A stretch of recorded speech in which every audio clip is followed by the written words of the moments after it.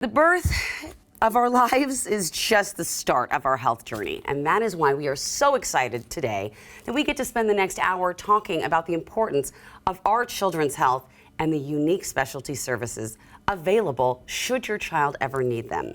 And really, I could not think of a better guest to kick off this special hour than Dr. Elizabeth Meade, Medical Director of Education, Outreach, and Quality.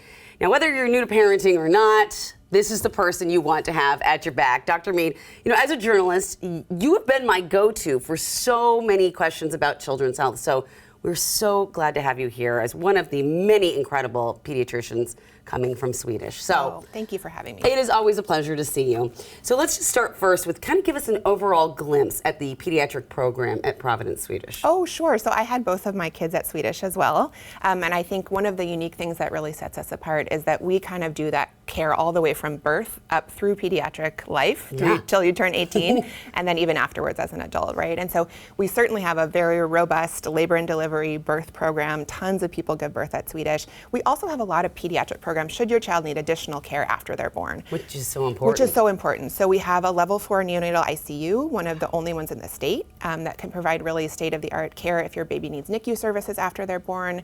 We also have a pediatric inpatient unit if your child needs to be hospitalized, and that can be anywhere from after they're discharged from birth up until the age of 18. We have a pediatric ICU, and then we have lots of pediatric specialty doctors, so surgical specialists and medical specialists, as well as services like pediatric therapy and child life and all sorts of things to really kind of round out the medical care. So comprehensive. Yeah. So many things. Let's talk about inpatient services. So my son might have to come in and get his tonsils taken out, and I'm really nervous about that whole process. Yep. So what are some of the common fears or concerns that parents like me have when their child is hospitalized? I think for any of us that's a parent, primary is always, is my child going to be okay, right? But once that's answered, I think people do tend to have some secondary questions and concerns. And so one of those often is my child going to be in pain? Are they going to be scared? Are they going to be in distress? Yeah. So we have lots of things we do to try to mitigate that. Certainly medications can be helpful for pain and those sorts of things. But we also have a lot of services like our child life specialists that really are devoted just to kind of developmentally appropriate behavioral and emotional caregiving for the kids that are hospitalized. So lots of things like distractions and fun activities and different activities that we can do to really make sure kids are as comfortable as possible. Yeah. And then I think parents also want to know, will I be able to stay with my child? And the answer is almost always yes. Okay. So with the exception of our NICU, every room that we have is an independent room, so there's only one patient. Both parents can stay if they want to stay 24 hours a day. Yeah. We really want your child to feel as safe and as comfortable as they can. I've actually seen the rooms where the babies, if they have to stay longer, there's like a bed for the parents. Like I've been in there, and it's very comfortable and it's very nice. Luckily, it hasn't been for me personally, but as a parent, who should I expect to see on my child's care team? Like who's part of that team? Well, it's a big team, so I think that can also feel a little bit intimidating for people if you don't really know what to expect. So I think it's a great question. Okay. Certainly you'll have your child's kind of primary doctor. That's the one who's responsible for all of their care and coordinating that care. You'll have a nurse who's really dedicated to your child, and that's called your bedside nurse, so you'll meet that person. And then we have charge nurses and other nurses that kind of help out, that may be floating around and taking care of your child as well.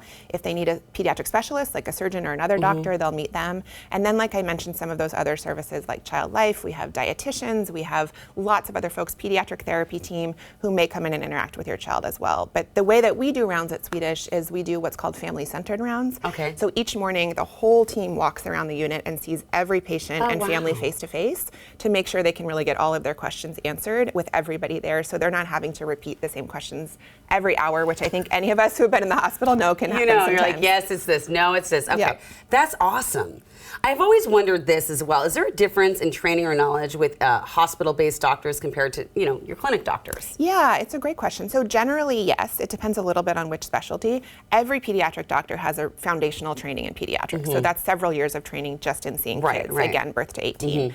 But then our specialists and our NICU doctors and our pediatric ICU doctors do additional years of training just in that discipline. So that's really focused training in whatever unit they're working in. And they have really, really specialized advanced training in how to care for kids that are acutely ill, for example. Yeah, and that's so important. And that's kind of the reassurance you really want to have when you're in that moment. Absolutely. It's right. You want the most terrifying. experienced person to be there for sure. Right.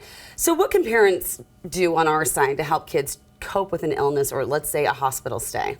I think kids really want to know what to expect. And Okay. sometimes we don't do a great job at being super honest with them because we want to protect them. But I think our team is really good at helping parents understand, well, what's the kind of developmental or age appropriate way that we can be honest with the child about what's happening and tell them what to expect, tell them what's happening, tell them what's going to happen so they're not surprised. You know, I think it's really a disservice to kids when we say it's not going to hurt and then we do something that hurts, or we tell them it's going to be fine and then they're going through something. So I think we're as honest as we can be in a way, again, that's sort of developmentally appropriate. And then again, as much distraction as we can have. So lots of activities, walking the hallways, having people come and visit. Therapy dogs. We have therapy dogs that come and visit the kids. So there's all these things that we do to try to make it more comfortable. But then I would say too, if you as a parent, you know your child the best. So if there's something that you think would particularly make your child more comfortable or feel safer, please tell that to the team. We really want to take individual care of each patient and make sure we're doing everything we can to really address their individual needs. Yeah, I think the iPad would just... I mean, all rules go out the window, first of all, when you're hospitalized. So it's screen time, it's juice, it's popsicles, it's like all these things we try not to do as parents. The rules go out the window. We want to just make it as safe and fun a place as it can be. That's such a really good, important thing to do. You know, I've always been grateful for how well all the departments at Swedish work together. So how does the team of specialists collaborate with, let's say, the primary care physician where that everything starts? You know, I think this is one of our greatest strengths, and I really think it's one of the reasons I came to Swedish and that I've stayed at Swedish. It's such a tight-knit team of people. The communication between specialties, between hospital doctors and outpatient doctors is excellent. So we will tell your child's primary care provider when they're admitted to the hospital.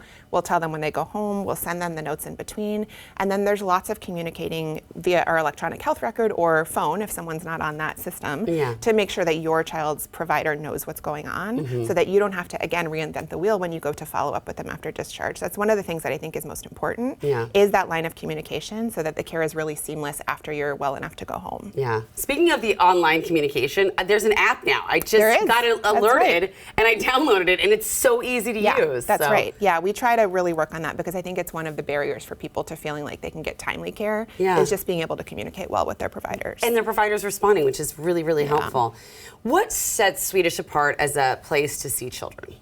You know, it's a really interesting and wonderful dynamic there, again, because you can be born there, you can get all of your pediatric care there, and then you can continue to get care in that system after you're an adult. And so I think that's one of the things that really is special for us, is that ability to care for someone throughout their entire lifetime. From that birth process, which so many people have at Swedish, should your child, you know, hopefully not, but should they need any kind of specialty care, that can be had there. And then we can really seamlessly transition them to adult specialists. So some of our kids with chronic diseases, for example, we're all in the same system, and so it's very easy for us to transition that care, make sure there's great communication again, and that it's a comfortable and safe place, and it's not scary or intimidating for that child to then transition to a new set of doctors. It's so true. Like my son has a pediatric endocrinologist, and that's something that like I wouldn't know where to find the next step when he does turn 18. And that's just something that was easily done at Swedish? Yes, and I think it's something people don't think about. And so sometimes, you know, your kid then gets to be a later teenager or they're all going to college and you're thinking, well, oh my gosh, where are they going to get their care, right? Maybe they're moving to a different city, but if they're staying in the same place within our system, we really can have that smooth transition of care. And I think because we are such a tight-knit team and we all work in the same physical space together, we know each other very well, the level of communication is just different. There's a lot of texting, there's a lot of going to see the patient together, there's a lot of let's all go in the room so that the family can understand that we're all on the same page, we're all thinking the same thing. Because I think sometimes the other problem is when we're in the hospital, we hear a lot of different opinions, and it's hard to make sense of sort of what's actually going on. Yeah, no, that's so true. My last question before I let you go, where do Swedish pediatric specialists see kids? Is it at First Hill? And other places, yeah. So our main campus is at First Hill, so all of our pediatric specialists see kids there. But then we also really try to get out in the community and meet people where they are, because I know it's a huge burden for people to have to travel to appointments as well. So many of our specialists go to Swedish Issaquah and also to Swedish Mill Creek up north to really try to get to people's communities, make it easier for them to access care, and just less of a burden to get to so many appointments. That's huge. Yeah. It was so good to chat with you. It's so good to see you. Thank you very much for sharing all this today. And to learn more about Swedish Pediatrics and what they offer for your family, just go to the website you see right there on your screen. This portion of New Day Northwest is sponsored by Providence Swedish.